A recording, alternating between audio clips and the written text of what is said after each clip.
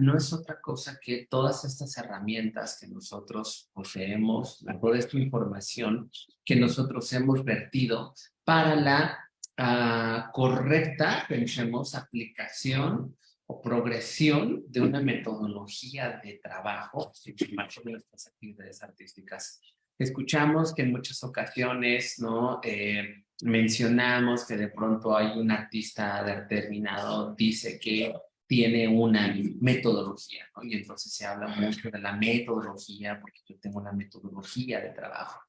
Pero cuando ya nosotros hablamos de un proceso, sí, un tanto confrontativo en el desarrollo de actividades, nos vamos a dar cuenta que no existe una metodología de trabajo. O sea, que no hay tal metodología, sino que en ocasiones podemos ser muy buenos para dar clases, o nuestra clase puede ser divertida, nuestra clase puede ser entretenida, nuestra clase puede ser muy atractiva y llamativa, pero realmente eso no garantiza que tengamos la capacidad no de comunicar, porque eso realmente no estaría en tela de juicio. Si el alumno dice que la clase es muy buena, entonces hay una capacidad de comunicación que no la cuestionamos para nada. Pero sí surge de un determinado momento un cuestionamiento o una reflexión respecto a qué tan bien diseñada está la clase que nosotros estamos impartiendo.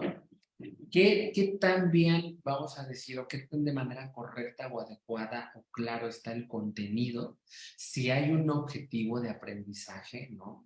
Tuve, por ejemplo, ahí el caso de un alumno que, bueno, de un posible alumno, porque al final el alumno no se inscribió, pero me preguntaba, ¿no? Como cuál es el perfil de ingreso, cuál es el perfil de egreso, cuáles son las habilidades que yo voy a desarrollar a partir de que adquiera esta comunicación.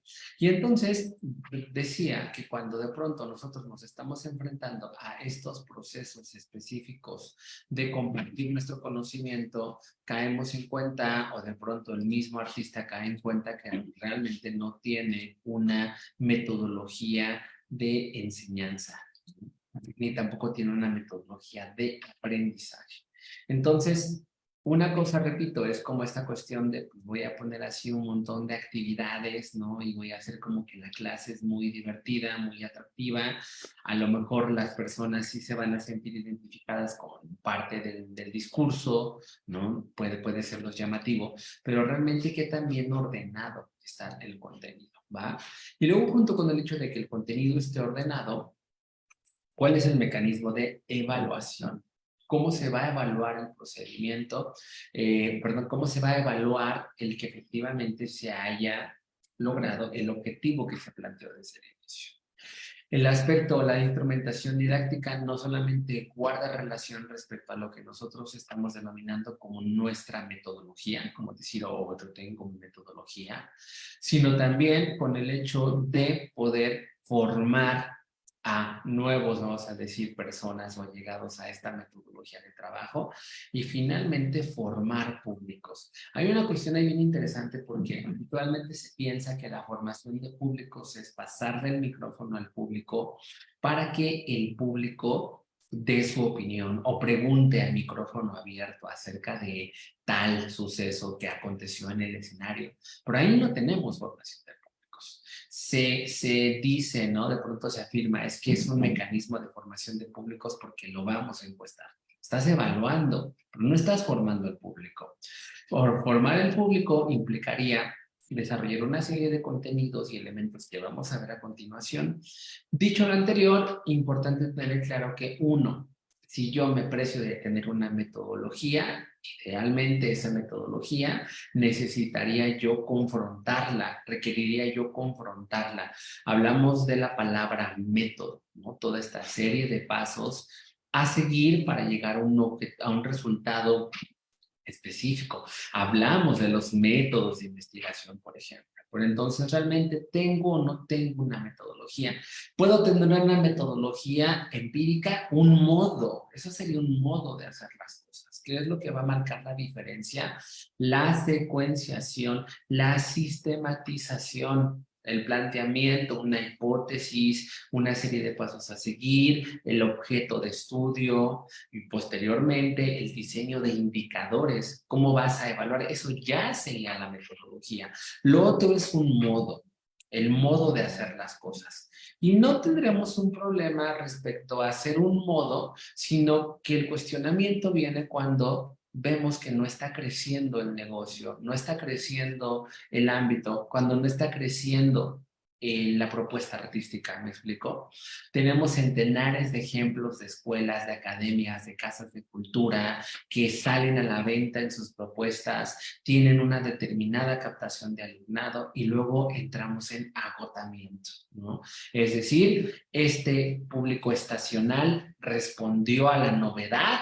Es que hay una escuela de tal disciplina y entonces respondieron a la novedad de lo que se estaba presentando, pero luego ya entonces decae este público estacional, se pierde. Y entonces esa idea, ese emprendimiento de academia, de centro cultural, queda estacionado hasta el final del día, quebrar, fracasar.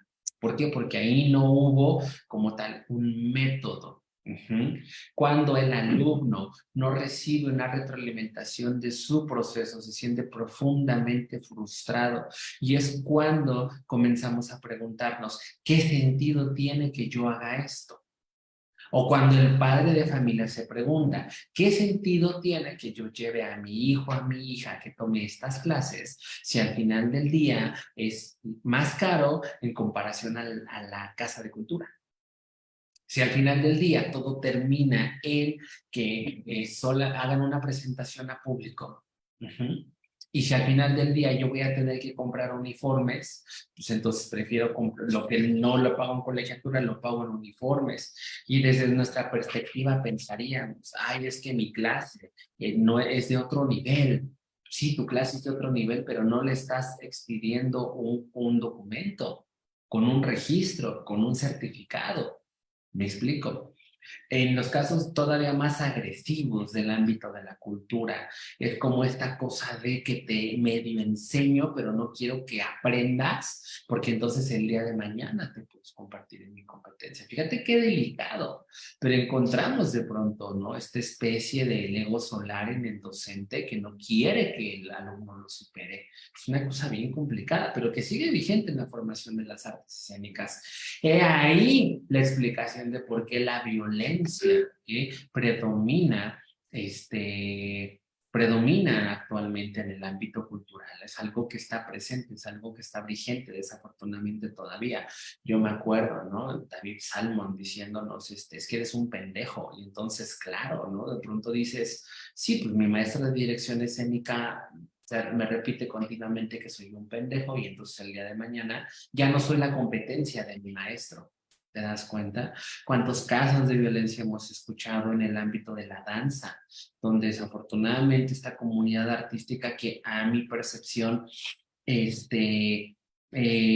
no levantó tanto la voz en comparación a otros gremios, porque el gremio teatral creo que hizo una mayor visibilización de los casos de violencia. En el caso de la danza yo no logré identificarlo tanto, es una percepción personal, sin duda hubo denuncias, sin duda hubo posturas, pero es esto mismo, ¿no? Estas cuestiones, estas historias de terror, no del método, sino del modo de este maestro, ¿no? De quemarles las ingles a las alumnas con los cigarros.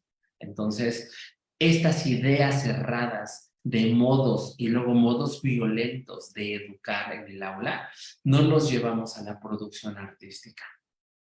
Y entonces, tengo una entrevista muy interesante en Artistas Chingones con el maestro Patativa, Gutenberg Patativa, que nos decía que uno de sus actores le decía, yo necesito que me grites, yo necesito que me... Como que el actor le decía que necesitaba que lo transgrediera porque de esa manera él daba el 100%, ¿no? Y el maestro Gutenberg le dijo, esa fue la anécdota, ¿no? Que le dijo, pues vete a pelear con la pared y empújala y a ver si de esa manera logras como despertar, porque eso yo no te lo voy a hacer, yo no voy a infringir.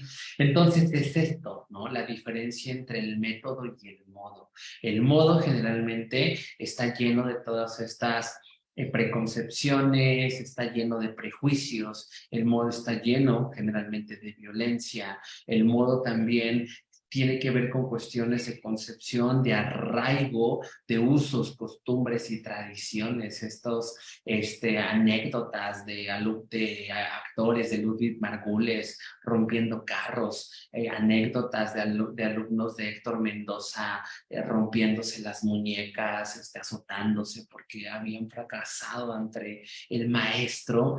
Entonces, bueno, esa es la vieja escuela. Cuando nosotros hablamos de instrumentación didáctica, generalmente hay una resistencia porque el artista se da cuenta que lo que tiene es un modo.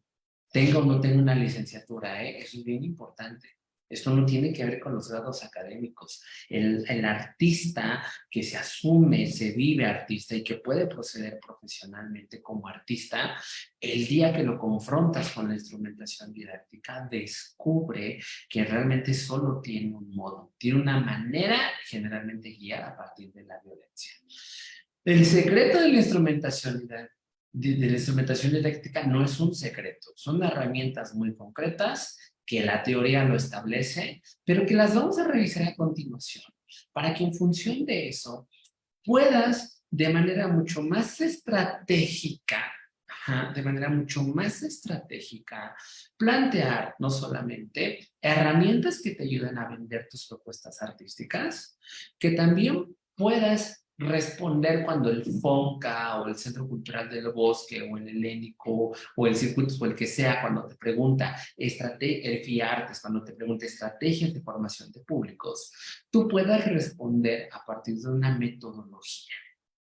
Y si tú te precias y te gozas en la creación de proyectos para la primera infancia, para niños y adolescentes, tengas muy consciente que el concepto que tú tengas de niñez es el tipo de teatro, de danza, de música que tú vas a hacer.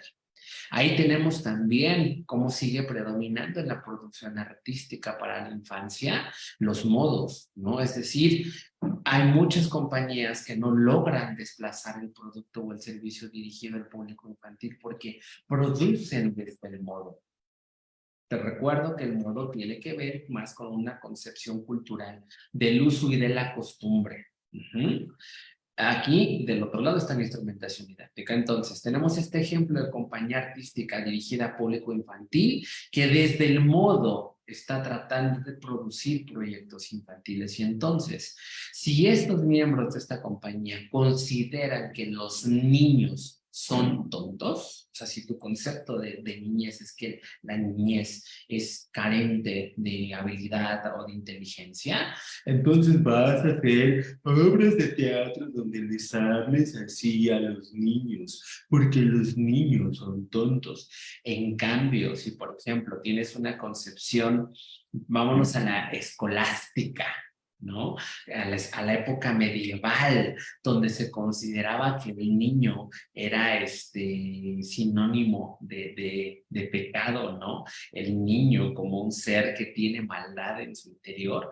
Entonces vas a hacer un discurso, un pedo súper aleccionador, de catequista, ¿no? Y entonces vas a educar a partir del sentimiento culpígeno que mucha afectación ha ocasionado para nuestro desarrollo sociocultural, ¿no? Sin afán de directamente hablar de una creencia religiosa, pero bueno, creo que la Iglesia Católica se ha caracterizado por esta ideología, ¿no? De educar a través de la culpa, y particularmente yo me acuerdo que cuando iba, ¿no?, al catecismo con las monjas, porque yo fui a una escuela de monjas, y era un pedo, pero así súper aleccionador, y el niño como poseedor del pecado y cuyo pecado va a ser eliminado a través de la primera comunión. ¿Sí me va siguiendo? Eso tiene que ver con el modo. Claro, allá hay un método, pero entonces de eso yo me traigo el modo,